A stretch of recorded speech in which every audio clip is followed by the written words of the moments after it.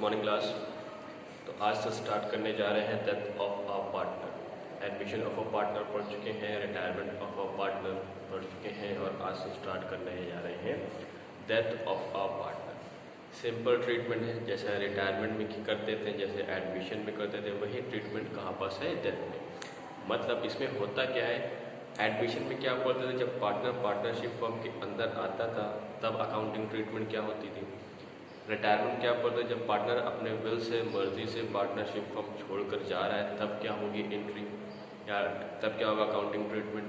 Death में क्या होता है, पार्टनर की डेथ हो जाती है, पार्टनर की डेथ हो जाती है, तो यहाँ पर अकाउंटिंग ट्रीटमेंट क्या करना है। सिंपल सा है, जो अकाउंटिंग ट्रीटमेंट हम करते थे रिटायरमेंट में वही क्या करना है एडमिशन में भी, डेथ में भी वही करना है। ठीक है, तो इसमें हम क्या क्या लिखते हैं। देखो, जब पार्टनर की डेथ हो जाती है, जब पार्टनर की डेथ हो जाती है तो जाहिर सी बात है वो डेथ हो गई, वो चला गया है, तो अब उसके नाम पे फर्म के अंदर जो भी चीज़ें हैं, जो भी पैसा लगा हुआ है, जो भी चीज़ें वो लेकर जाएगा। अब उसकी डेथ हो गई तो वो लेकर नहीं जाता, उसके पीछे उसका लीगल रिप्रेजेंटेटिव होता है, उसको ये सब चीज़ों का हक मिलता है। ठीक है, तो अब सबसे पहले हम इसमें क्या बनाएंगे, जैसे एडमिशन पे रिवैल्यूएशन बनाते थे, बनेगा। अगर एसेट और लायबिलिटी रिवैल्यू हो रही है तो बनेगा। पार्टनर्स कैपिटल अकाउंट जैसे बनता था वैसे बनेगा। ठीक है, तो देखना इसमें क्या क्या आता है डेथ में। अब मैं इसमें यहाँ पॉइंट लिखते जा रहा हूँ कि क्या क्या डेथ ऑफ अ पार्टनर में, जो पार्टनर की डेथ हो जाती है उसके कैपिटल अकाउंट में हम क्या क्या चीज़ें ट्रांसफर करते हैं, जो कि उसको लीगल रिप्रेजेंटेटिव को हैंड ओवर की जाती है। सबसे पहला क्रेडिट में क्या क्या आता है, क्रेडिट से क्या क्या आता है, point number 4 his balance of capital। ठीक है, जो उसका ओपनिंग बैलेंस आ गया वो। पॉइंट नंबर 2 एक्यूमुलेटेड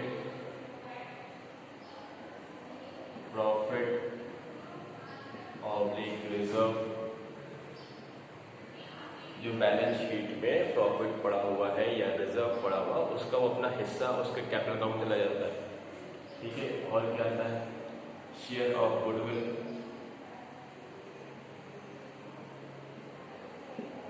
जो उसका गुडविल का पैसा मिलता है। जैसे रिटायरिंग पार्टनर जा रहा होता है तो अपना गुडविल का पैसा लेके जा रहा होता है, उसी तरह जब पार्टनर की डेथ होती है तो वो भी क्या करेगा, अपना गुडविल का पैसा लेकर जाएगा।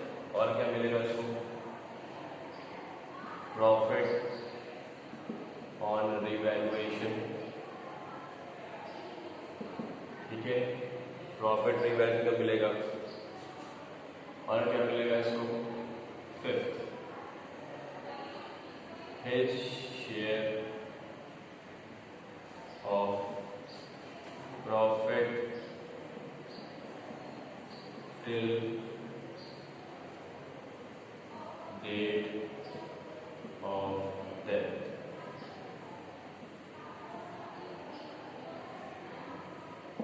ठीक है, ये नया पॉइंट है, इसको बताना है, ये नया पॉइंट है, ये मुझे आपको बताना है क्या है, his share of profit till date of death. उसके बाद और क्या पॉइंट है, ये तो क्या क्रेडिट साइड को जो मिलता है। अब डेबिट में क्या क्या आएगा, जो उससे लिया जाता है, सबको पता है। Point number 1 drawing. अच्छा, यहाँ पर मैं एक पॉइंट लिखना भूल गया, पॉइंट नंबर 6 यहाँ लिख देते हैं। Point number 6 interest on capital.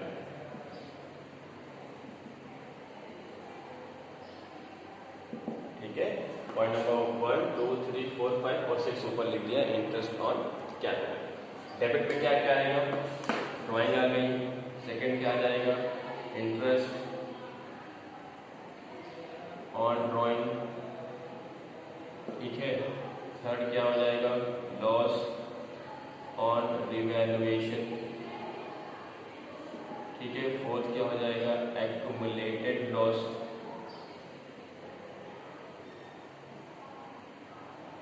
जैसे कि क्या होता है, प्रॉफिट एंड लॉस का डेबिट बैलेंस। ठीक है, या फिर क्या बोलते हैं, एडवर्टीजमेंट सस्पेंस में क्या आता है, इधर आता है। और पॉइंट नंबर 6 क्या आता है, ओल्ड गुडविल, जो राइट ऑफ होती है ना, याद है ओल्ड गुडविल राइट ऑफ होती थी, पार्टनर के टू साइड आती थी कैपिटल अकाउंट में। ठीक है, तो कितनी चीजें क्या होगी, पार्टनर्स की, जो रिटायरिंग पार्टनर है उसके कैपिटल अकाउंट में आएगा।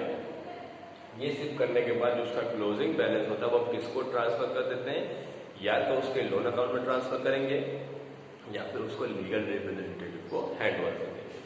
तो यहाँ पास मेन मुद्दा मुझे बताना कि बाकी सब आपने किया हुआ है, सिर्फ और सिर्फ पॉइंट नंबर 5 को छोड़कर, ठीक है।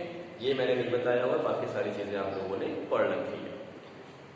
His share of profit till death of death। अब पार्टनर की जो डेथ होती है वो जिस दिन बैलेंस शीट बन रही होती है, मतलब 31 मार्च, उस दिन तो उसकी डेथ हो गई नहीं।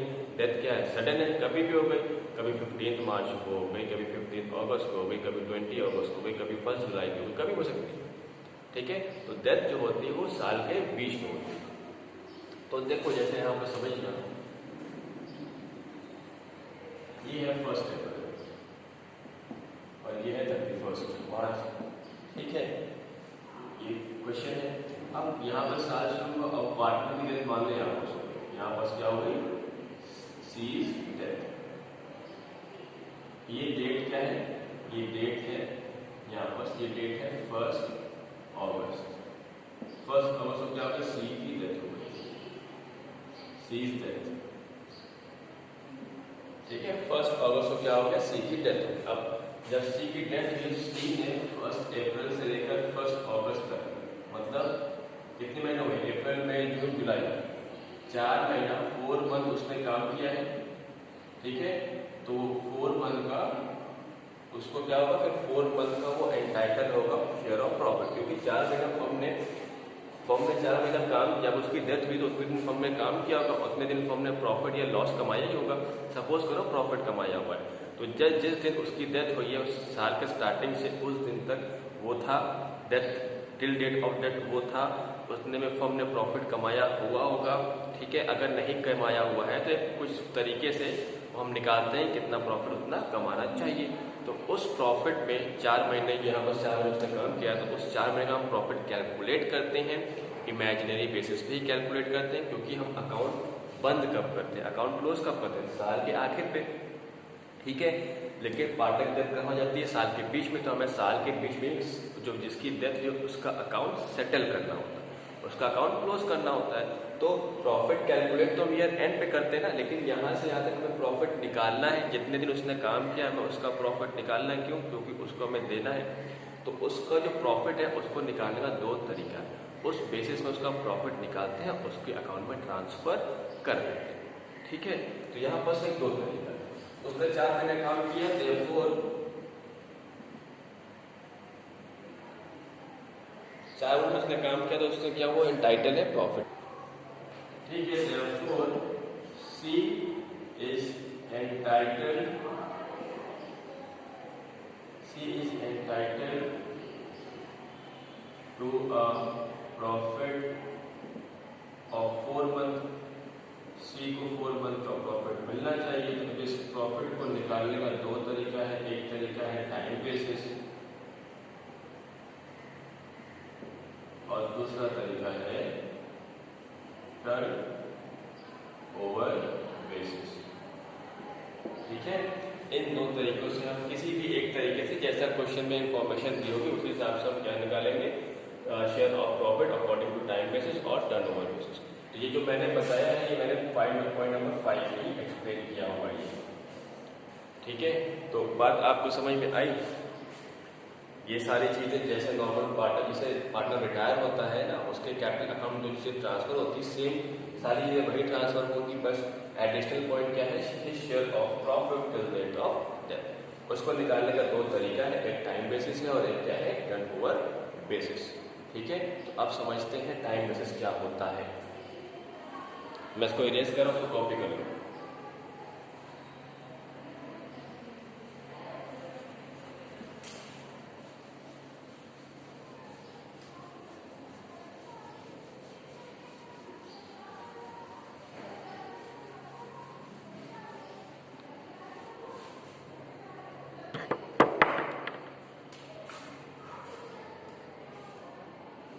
देखो टाइम बेसिस क्या होता है, सपोज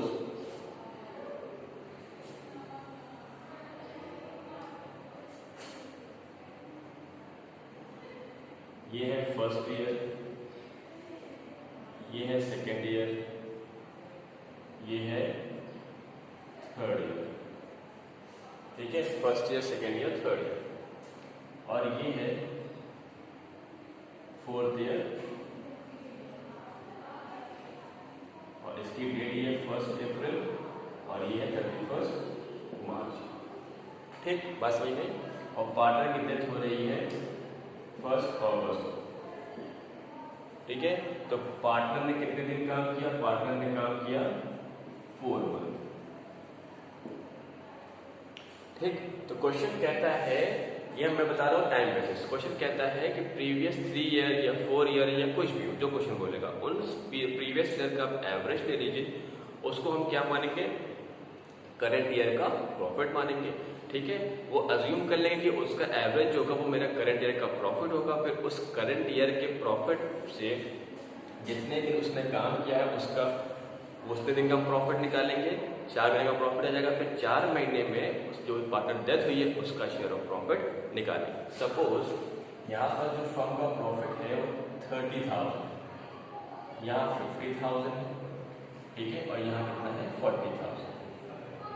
तीनों साल का जब हमने प्रॉफिट ऐड किया 30,000 प्लस 50,000 प्लस 40,000, ठीक है, कितना हो गया 1,20,000। इसका एवरेज हम निकाल लें तो 1,20,000 अपॉन 3, ये कितना हो गया 40,000।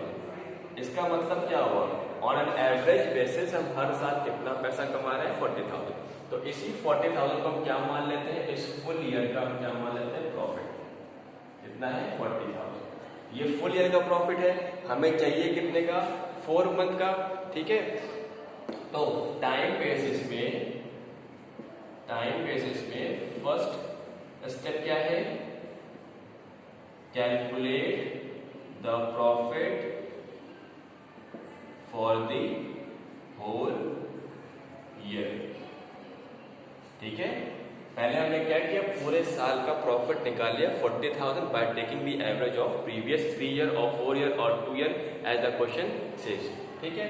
उसके बाद हमने साल का प्रॉफिट निकाले, फिर हमें क्या निकालना है? 4 मंथ का निकालना है। तो अगला स्टेप है वो क्या है? Calculate the profit till date of death, ठीक है। तो कितना आएगा? 4 महीने काम किया उसने, 4 मंथ काम किया है, तो 40,000 जो प्रॉफिट है वो पूरा 12 मंथ का है, इंटू 4 कर देंगे तो आपका क्या आ जाएगा?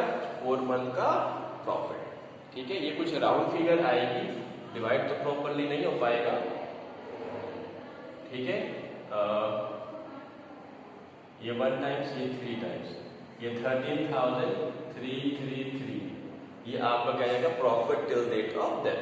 तो अब ये जो प्रॉफिट आ गया 4 मंथ का 13,333, ये सारे पार्टनर का है, ठीक है। अब उसमें से हम किसका निकालेंगे? जिसकी डेथ हो रही उसका शेयर निकालेंगे।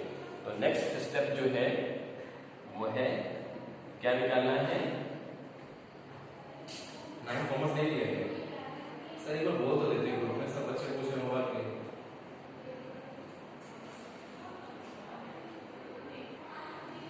ठीक है, इसके बाद हमें क्या निकालना है? डिजीज पार्टनर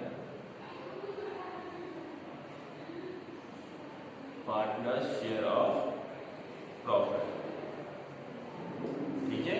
ये 13,333 आया है। सपोज डिजीज पार्टनर है 1/3 शेयर के लिए, तो 13,333 डिवाइड बाय 3, तो उसका शेयर ऑफ प्रॉफिट निकल आएगा, ठीक है। तो ये आपको क्या करना है? टाइम बेसिस पे आपको शेयर ऑफ प्रॉफिट निकालना है, ठीक है।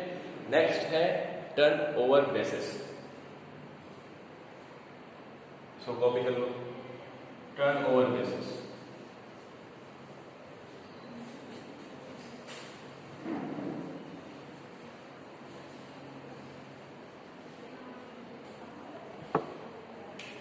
ये फर्स्ट था, अब है turn over basis. Turn over basis, इसमें क्या होगा? आपको प्रीवियस ईयर की सेल दिया जाएगा और प्रीवियस ईयर का प्रॉफिट दिया जाएगा। आप उससे क्या निकालेंगे? प्रीवियस ईयर में कितना ग्रॉस प्रॉफिट परसेंटेज में आया, ठीक है, उस ग्रॉस प्रॉफिट को आप करंट ईयर में टिल डेट ऑफ डेथ की सेल दी होगी उस पर आप प्रॉफिट लगाकर फॉर्मूला लगाकर आप क्या निकालेंगे, profit till date of death. फिर आपको क्या निकालना होगा उसमें, retiring deceased partner share of profit. मैं पहले स्टेप लिखा दूँ। सबसे पहले calculate gross profit ratio based on previous year sales। ठीक है, सेकेंड स्टेप क्या होगा, calculate profit till date of death by applying gross profit ratio on sales on current year sales जो कि रहेगा till date of death। ठीक है, third step क्या है, calculate release partner share of profit. ठीक है, देखो ये कैसे होगा, मैं एग्जाम्पल लिख रहा हूं, एग्जाम्पल देखना।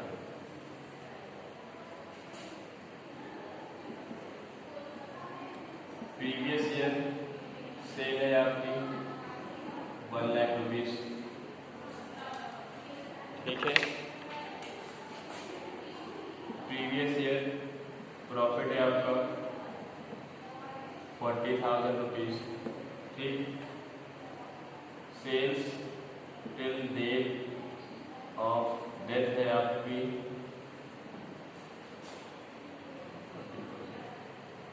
40,000। ठीक है, 40,000।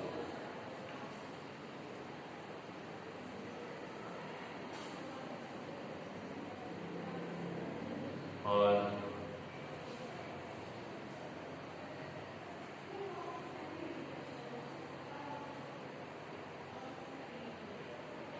Disease partner share of profit जो है वो है 1/2, वो हाफ शेयर के लिए फर्म में है। तो सबसे पहले क्या निकालेंगे, सोल्यूशन क्या है, पहला step calculate gross profit ratio based on previous year sale. तो ग्रॉस प्रॉफिट का रेशियो क्या होता है, gross profit upon sales into 100। कितना प्रॉफिट है प्रीवियस ईयर में, 40,000। ठीक है, कितना सेल्स है, 1 लाख इंटू 100। तो आप निकाल लोगे कितना देगा, 40% आ जाएगा। तो पिछले साल हमने क्या कमाया, 40% सेल्स है। नेक्स्ट स्टेप क्या हो जाएगा आपका, क्या next step, calculate profit till date of death by applying GP ratio on current year sale. Current year sale कितना है, 40,000। तो क्या निकालेंगे, profit till date of death is equal to 40,000 into 40%। कितना जाएगा, 16,000। ये डेट ऑफ डेथ की profit आ गई। फिर थर्ड स्टेप क्या है, deceased partner share of profit. कितना निकालेंगे, 16,000 डेट ऑफ डेथ का प्रॉफिट है इंटू उसका शेयर कितना है, 1/2। उसका प्रॉफिट कितना हो गया, 8,000। ठीक है, तो ये था दोनों method how to calculate share of profit. इसको कॉपी करिए, एग्जाम्पल है, नेक्स्ट क्लास में मैं इसका प्रॉपर क्वेश्चन कराऊंगा। ठीक है, थैंक यू।